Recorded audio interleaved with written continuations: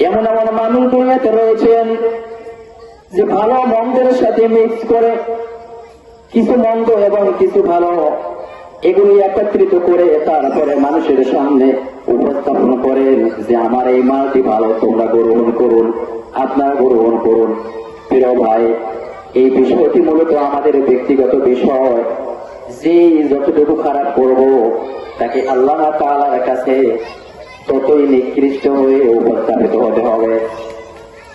আল্লাহ তাআলা দ্বিতীয় আয়াতে বলেছেন, আল্লাযীনা ইযা কাতালু আলান নাসি ইস্তাওফুন।